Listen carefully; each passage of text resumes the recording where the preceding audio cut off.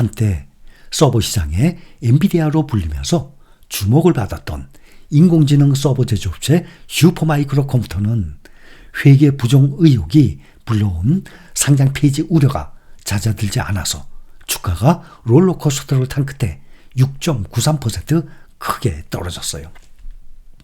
비트코인 최다 보유기업 마이크로스트래티지 주가가 오늘 0.35% 하락했습니다.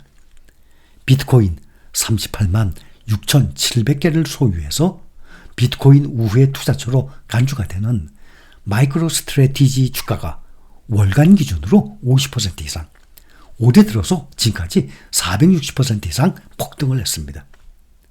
종목들 보면 마이크로스트래티지, 사운드하운드, 팔란티어, 비스트라 주가 모두 빅테크 종목들 중에서 가장 많이 오른 엔비디아보다도 월등히 높은 수익률을 기록 중에 있습니다. 특히 마이크로스트래티지는 이번 11월 5일 대선 이후에 지금 국내 투자자들이 상당히 많이 매수한 종목 중에 하나입니다. 오늘 국채 수익률 하락도 증시 강세 요인이 됐습니다. 10년 만기 미국 국채 수익률이 미국 증시 마감 무렵 4.18%로 직전 거래일보다 7베이시스 포인트 하락했습니다. 미국 국채 수익률은 월가의 거물 펀드 매니저 출신 스콧 베센트가 재무장관으로 지명된 후 월가의 안도감 속에 하락세를 보이고 있습니다. 글로벌 베팅 시장에서 올 연말에 미국 증시 시가총액 1위 예상 종목 엔비디아가 아니라 애플이 지목되고 있습니다. 오늘 가상화폐 기반 세계 최대 베팅 사이트 폴리마켓에 따르면 올해 말에 미국 증시에서 시가총액이 가장 클 것으로 전망되는 기업 애플일 것이라는 베팅이 56%를 차지했어요. 그 뒤를 이어서 엔비디아가 39%를 보였습니다.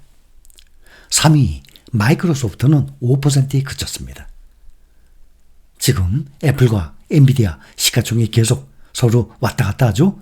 애플의 시가총액이 3조 5,870억 달러, 엔비디아 2등 3조 3,850억 달러. 두 기업의 시가총액이 2천억 달러의 차이가 나고 있습니다. 며칠 전까지만 해도 엔비디아가 애플의 시종을 앞설 것이라는 시각이 더 많았었습니다.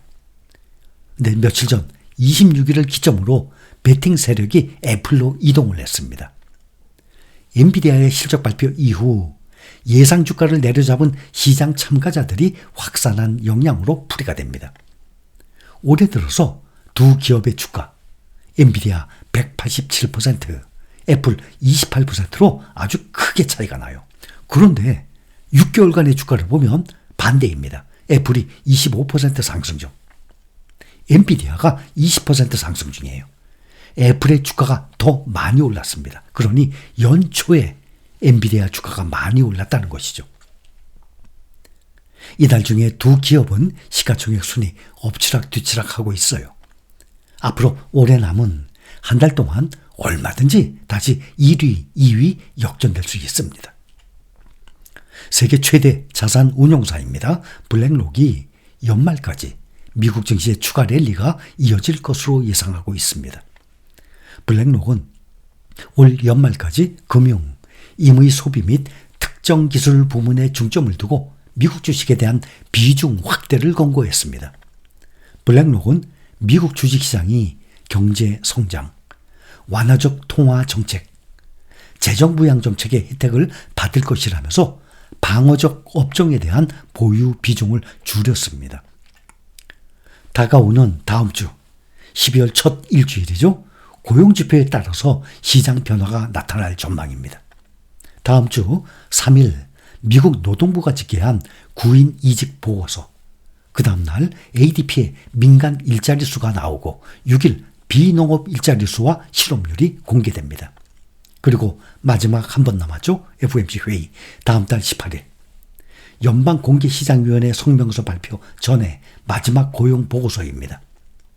연준이 오는 12월에 기준금리를 0.25% 추가 인하할 확률이 66%, 현 수준에서 동결할 확률 34%로 반영을 하고 있습니다. 시카고 옵션 거래소가 집계하는 변동성 지수, 공포지수는 2.81% 많이 떨어졌습니다. 13.51로 상당히 안정권을 유지하고 있습니다. 국제유가는 중동 긴장이 완화함에 따라서 공급 우려가 줄면서 하락했습니다. 내년 1월물 미국 서부 텍사스산 원유는 1.05% 하락할 배럴당 68달러에 마감했습니다.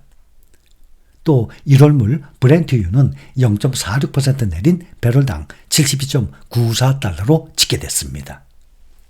TV 뉴스를 보면 뉴스 시간에 사회, 경제, 국방, 세계, 스포츠, 연예가 이슈들, 날씨, 수많은 카테고리 뉴스들 나와요.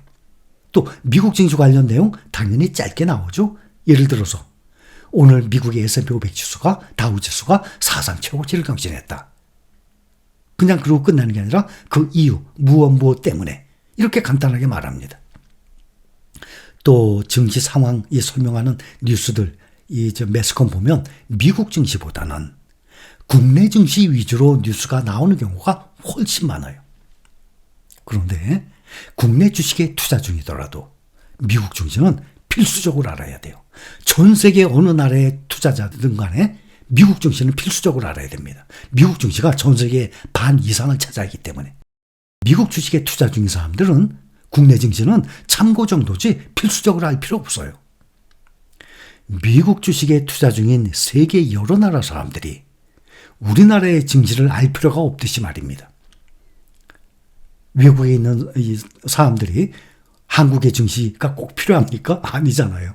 그나마 우리는 한국 사람이기 때문에 국내 증시 상황을 쉽게 듣게 되고 접하게 되고 참고를 하게 되는 것입니다.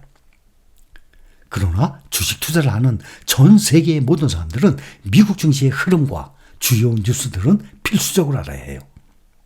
제가 그렇게 매일매일 국내 언론사들이 쏟아내는 미국 증시 뉴스들을 찾아서 5시간 전으로 읽어보고 주요 내용들을 간추려서 저의 생각과 함께 말씀을 드리는 것이 현재 매일 해드리고 있는 미국 증시 브리핑이에요.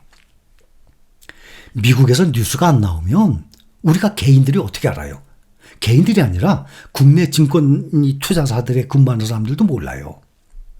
기사가 나오기 때문에 우리는 국내의 전문가들도 알게 되는 거지 미국에서 기사가 안 나오면 알 수가 없는 거예요. 과연 미국 주식에 투자를 하고 있지만 하루에 그렇게 5시간 전후를 관련 뉴스들을 찾아서 읽어보는 사람 몇이나 되겠습니까? 또 한다 그래도 한 달 내내 1년 내내 못하죠 그것을. 그리고 일반인들이 그렇게 한다는 것은 거의 불가능한 일이에요. 각자 직업이 있죠. 하는 일이 있죠. 그래서 제 유튜브 영상을 함께 하시게 되면 그날의 미국 증시의 주요 상황들을 간단하게 얻게 될 수 있는 것입니다. 또 그런 영상을 여러분들이 취하는 거 보시든 말든 각자가 다 알아서 할 문제입니다.